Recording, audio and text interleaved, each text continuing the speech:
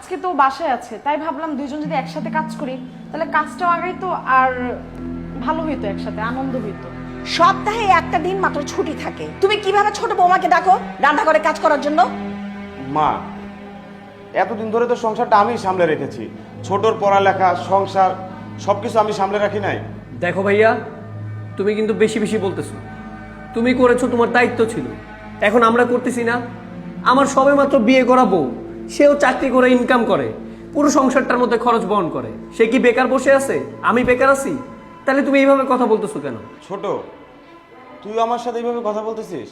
এই একদম চুপ কর। তুই করছিস, তোর দায়িত্ব ছিল, করছিস। এখন কি ছোট বউ ইনকাম করতেছে না? ছোট বউ একা ইনকাম করে সবাইকে চালাইতেছে, সেটা কি তোর চোখে পড়ে না? মা বাদ দেন তোর কথা, ও চাকরির কি বুঝে? ও তো হচ্ছে গৃহিণী। একজন চাকরিজীবীর স্ট্যাটাস কি ও বুঝে? কোনোদিন বুঝবে? কোনোদিন না। মা, আপনি শুধু চাকরিটাই বড় দেখলেন, আর আমি যে এত বড় একটা সংসার একা দেখি, এটা আপনি একটু দেখলেন না? আমি এতগুলো মানুষকে একা সামলাই, রান্না বাড়া ঘর মোছা সবকিছু আমি একা করি, আপনি এটা দেখলেন না? আপনি শুধু আপনার ছোট বৌমারটাই দেখলেন। আমিও চাকরি করে দেখাই দিব। মা, মা দেখছো তোমার বড় বউ কি বললো?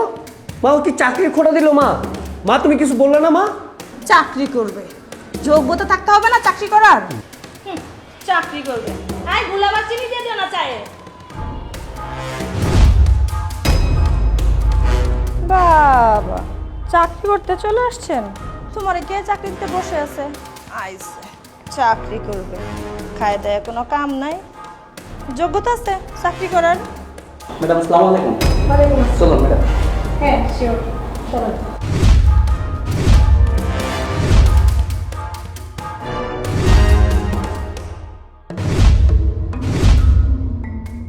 এই রাকিব,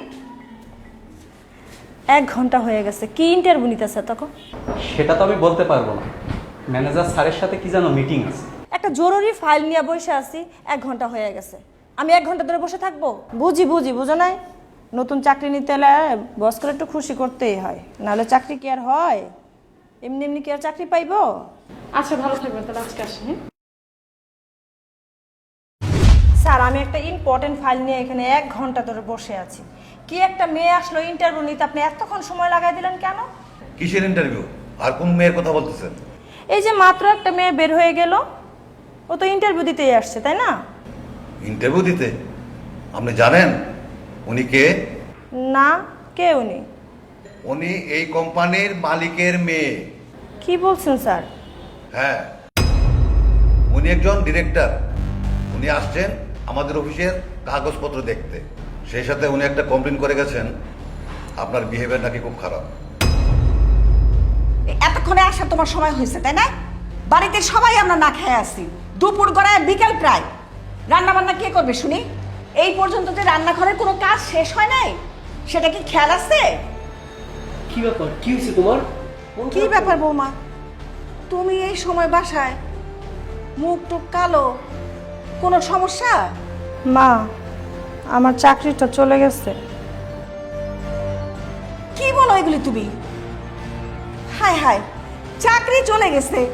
তোমার চাকরি চলে গেলে আমাদের এই সংসার চলবে কেমনে? আসলে ভাবির জন্য আমার চাকরিটা চলে গেছে। ছি ছি ছি ছি ছি বৌমা, তোমার ভিতরে এত হিংসা! তোমারে না হয় আমি কথা শোনাই, সেজন্য তুমি বৌমার চাকরি খাবা? না মা, আসলে ওরকম বিষয় না। আমি যেখানে জব করি ওটা আসলে ভাবির বাবার অফিস, আমি জানতাম না। কি বলছো এসব বৌমা? মা, তুমি তো জানোই যে আমি যারাকে ভালোবেসে বিয়ে করেছিলাম, তাই যারার ফ্যামিলি সম্পর্কে তোমাকে কিছুই বলিনি। আসলে যারার বাবা একজন শিল্পপতি, আর বিয়ের পরপরই তো আমি অসুস্থ হয়ে যাই। তখন যারাই আমাকে বলে যে সুস্থ না হওয়া পর্যন্ত যাতে আমি চাকরি না করি। আর এই অসুস্থ অবস্থায় আমার যে খরচ, সংসারের যে খরচ, সব যারার বাবার থেকে নিয়ে আসবে। এর জন্য আমি কোনো কিছু তোমাকে জানাইনি। আর যারাই আমাকে বলেছিল যাতে তোমাকে কোনো কিছু না জানাই। আর যারা ছোটবেলা থেকে চাচ্ছিল যে একটা সাংসারিক জীবনযাপন করবে, ফ্যামিলির সবাইকে নিয়ে একসাথে থাকবে, ও নিজের হাতে ঘর গুছাবে, রান্না করবে।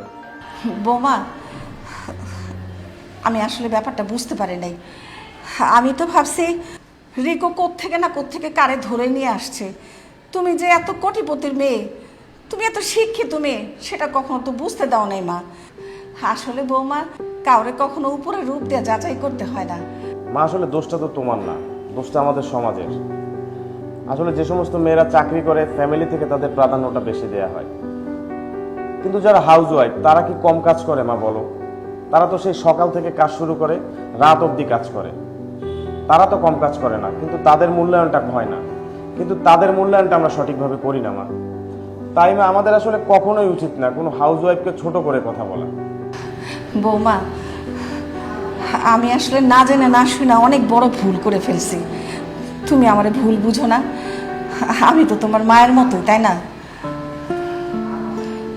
ভাবি, আমি আর মিতু না বুঝে তোমাকে অনেক কথা বলেছি। ভাইয়া, তোমাকে অনেক কিছু বলে ফেলেছি। আমরা তো ছোট, প্লিজ আমাদেরকে তোমরা মাফ করে দাও প্লিজ ভাবি। আরে দূর পাগল, এখানে মাপ চাওয়ার কি হয়েছে? একটা ভুল বোঝাবুঝি হয়েছে, সেটা তো শেষ। এখন আমরা সবাই মিলে একসাথে সুখে শান্তিতে থাকবো। শোনো, কখনো কোনো কিছু নিয়ে অহংকার করতে হয় না। আর জানোই তো অহংকার পতনের মূল। কিন্তু আমি তো বুঝতে পারি না যে তোমার চাকরি চলে যাবে। আমি শুধু তাকে বলেছিলাম যে হচ্ছে তোমার আচরণ একটু রূপ, তোমার আচরণ ভালো না। আমি বাবাকে বলে তোমার চাকরি জয়েন করার ব্যবস্থা করে দেবো, তুমি ও নিয়ে টেনশন করো না। আজকে থেকে ঘরের যা কাজ আছে তুমি আর আমি সব ভাগ করে করব। সত্যি? হ্যাঁ।